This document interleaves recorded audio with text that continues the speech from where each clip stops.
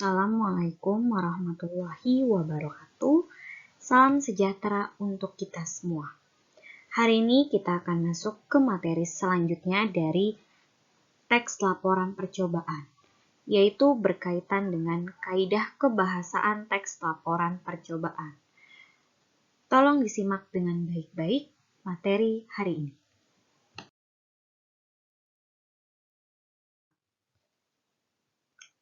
Adapun materi pada kaidah kebahasaan teks laporan percobaan meliputi 1. Menggunakan kata bersifat umum atau kelompok. 2. Menggunakan kata tugas. 3. Menggunakan kalimat aktif. 4. Menggunakan kata kerja yang menggambarkan proses atau aksi. 5.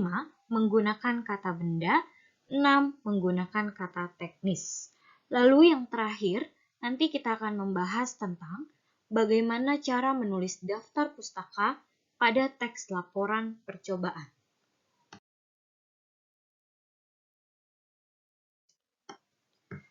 Adapun tujuan pembelajaran hari ini yaitu 1. Menentukan penggunaan kaidah kebahasaan dalam teks laporan percobaan. 2. Menelaah kaidah kebahasaan dalam teks laporan percobaan.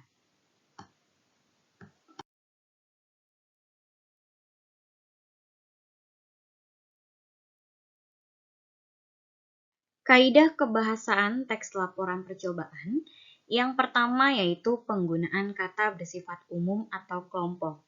Maksudnya adalah kata yang digunakan dalam penyusunan kalimat dalam teks laporan percobaan biasanya memiliki makna yang lebih lebar dan cakupannya lebih luas. Mari kita perhatikan contoh kalimatnya. Makhluk hidup memerlukan makanan sebagai sumber energi. Jika kita merujuk kepada kalimat ini, maka kata yang bersifat umum ditandai oleh kata makhluk hidup. Kenapa seperti itu? Karena kata yang bersifat umum ini biasanya memiliki kata yang bersifat khusus. Kata khusus yang dimiliki oleh kata makhluk hidup yaitu manusia, hewan, tumbuhan, dan lain sebagainya.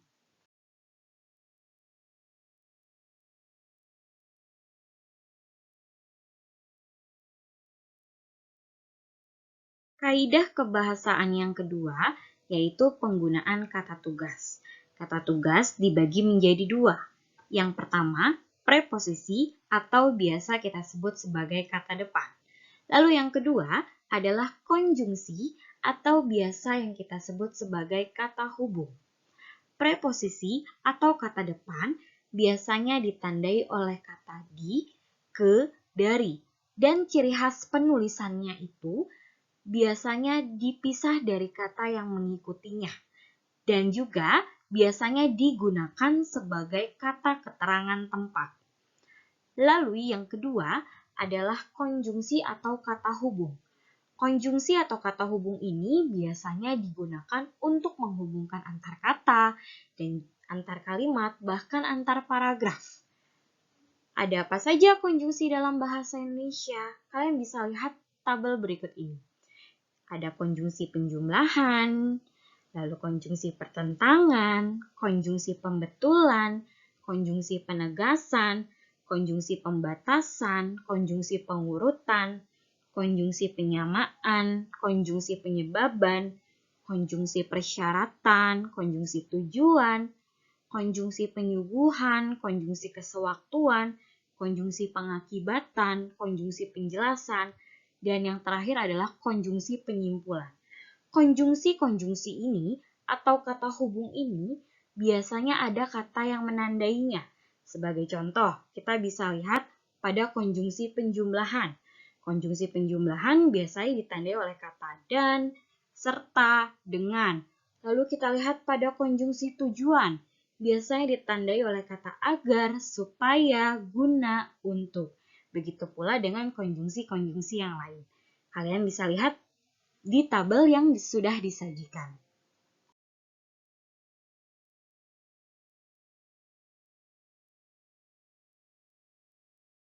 Kaidah kebahasaan yang ketiga adalah penggunaan kalimat aktif. Kalimat aktif memiliki ciri-ciri sebagai berikut. Yang pertama, subjeknya melakukan tindakan. Yang kedua, predikatnya ditandai dengan imbuhan me. Imbuhan me di sini terdiri dari mem, men, meng, meng, dan juga ditandai oleh imbuhan ber.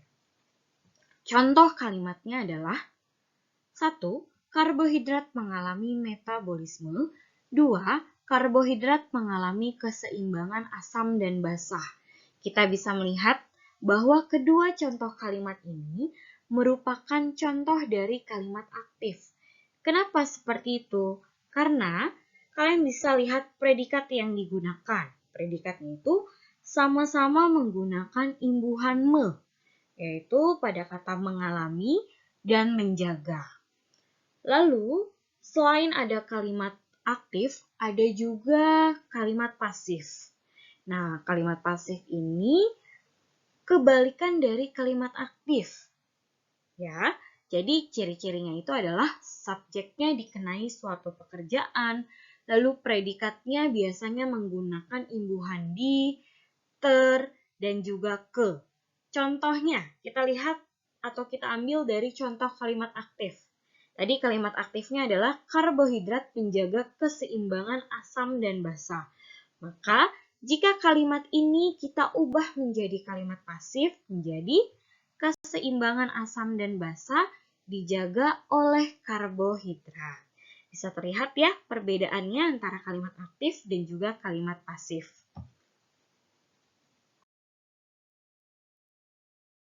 Kaidah kebahasan yang keempat adalah menggunakan kata kerja yang menggambarkan proses atau aksi.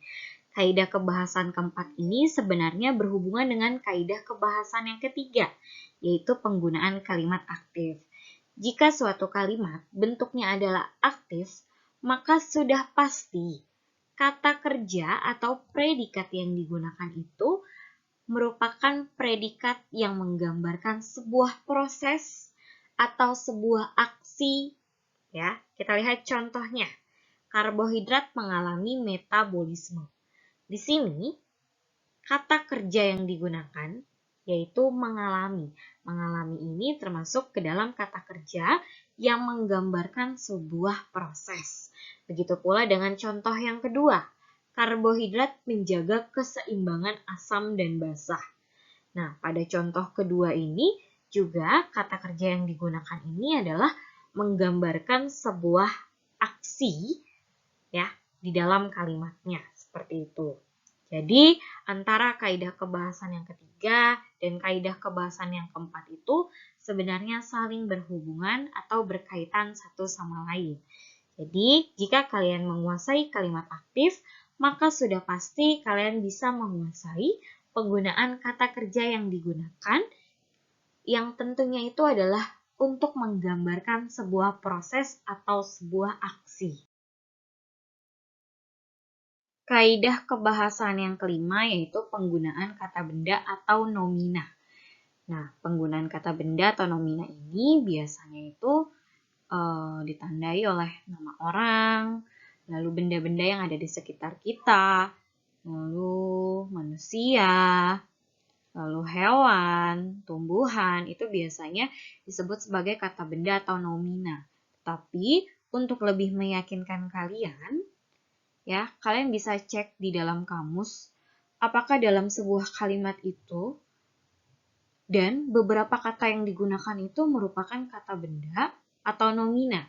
Biasanya kalau di dalam kamus, baik kamus secara fisik bentuknya atau dalam bentuk buku atau kamus digital yang bisa kalian unduh di gawai kalian masing-masing atau kalian cari di internet, biasanya penggunaan kata benda atau nomina ini ada keterangannya. Contoh, misalnya pada kata manusia.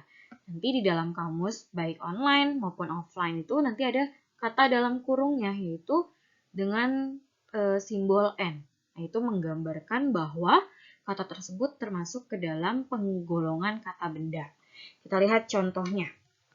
Ya, di sini ada sebuah kalimat, yaitu karbohidrat merupakan senyawa organik yang menjadi sumber energi utama bagi manusia dan hewan. Nah, di sini saya sudah memberikan sebuah catatan di mana kata yang bercetak miring ini merupakan kata benda atau nomina. Kalian bisa cek di kamus kalian masing-masing ya. Di sini kata yang bercetak miring ada karbohidrat, senyawa, lalu sumber, lalu ada energi, lalu manusia, lalu yang terakhir adalah hewan. Kata-kata tersebut yang bercetak miring itu masuk ke dalam kata benda atau nomina.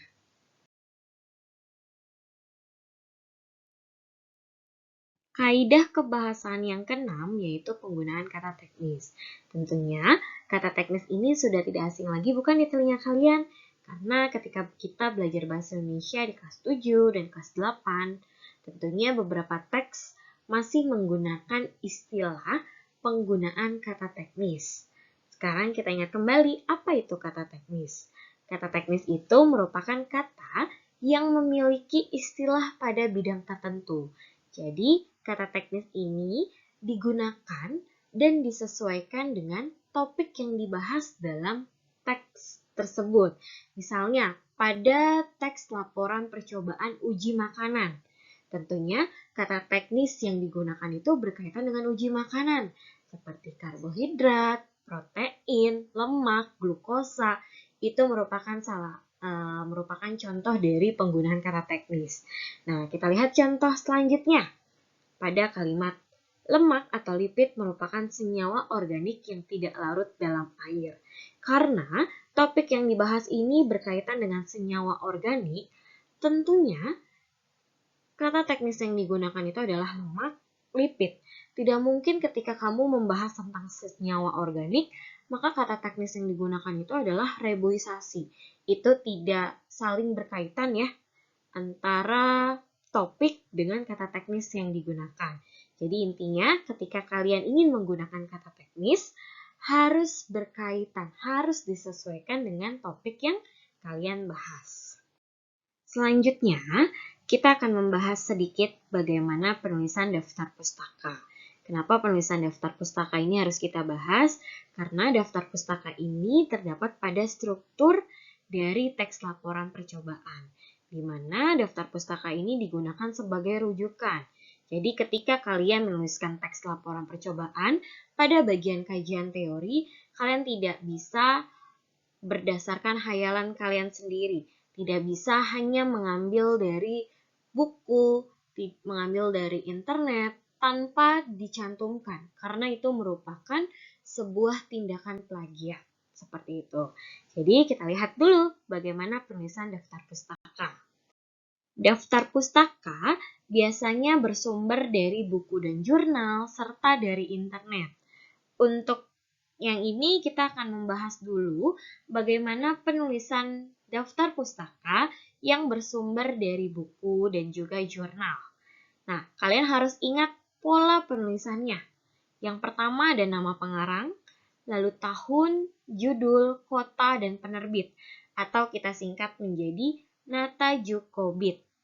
Nah, kita langsung lihat saja contohnya.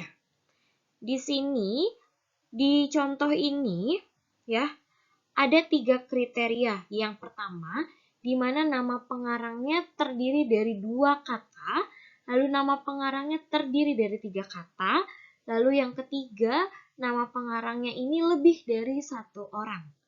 Kita lihat dulu contoh yang pertama ya. Di sini ada Krismanto Edi.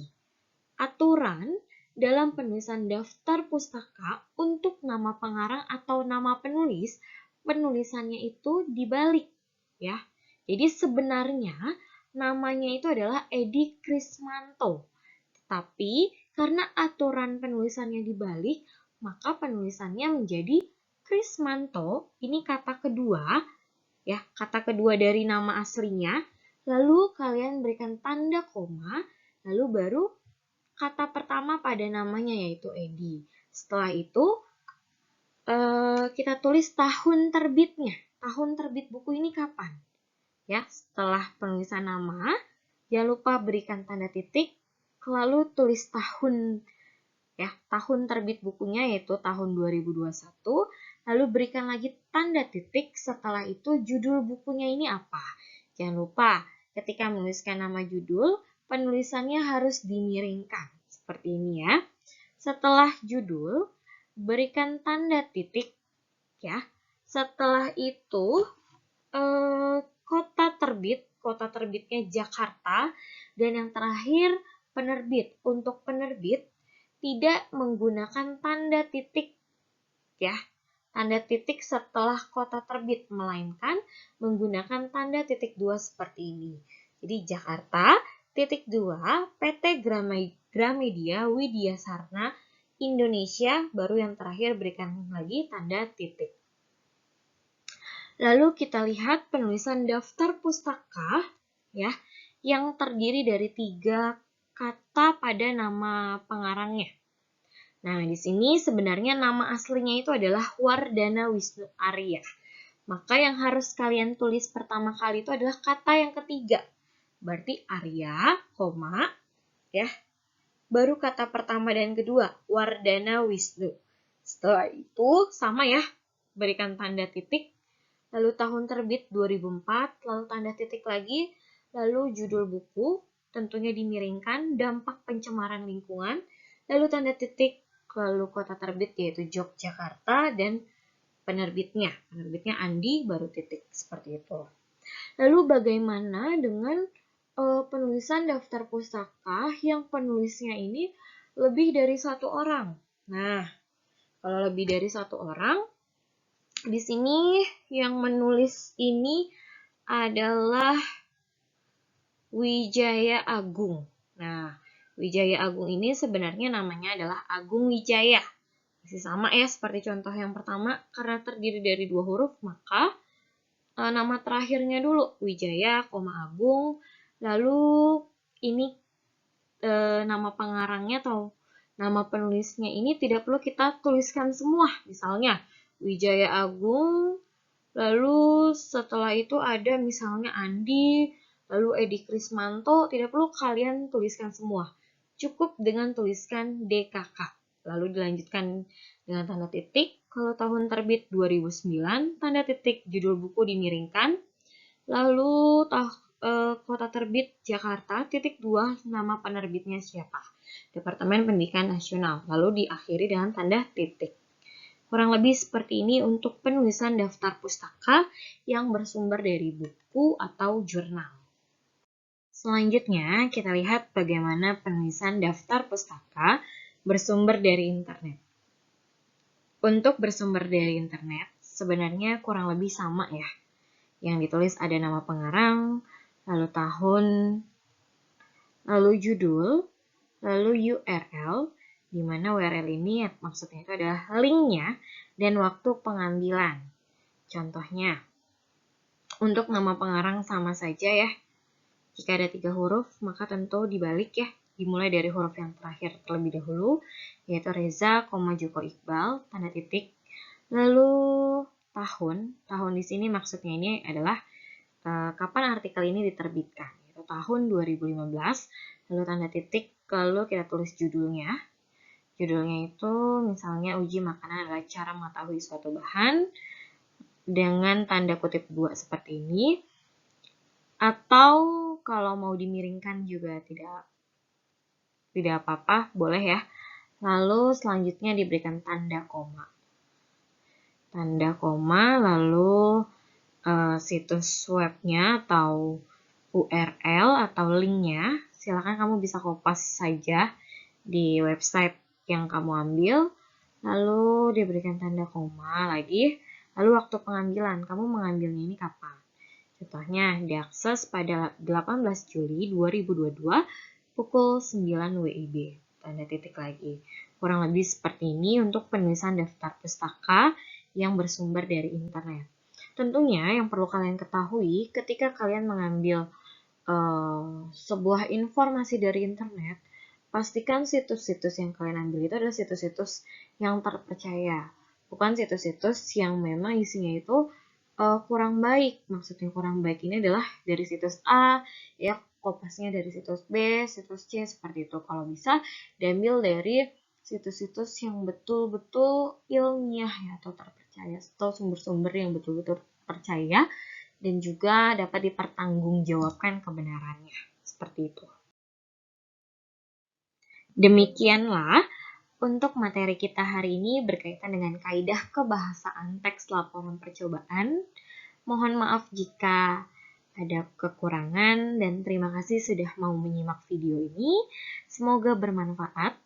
Tentunya jika nanti kalian ada pertanyaan, kalian bisa menghubungi saya secara langsung.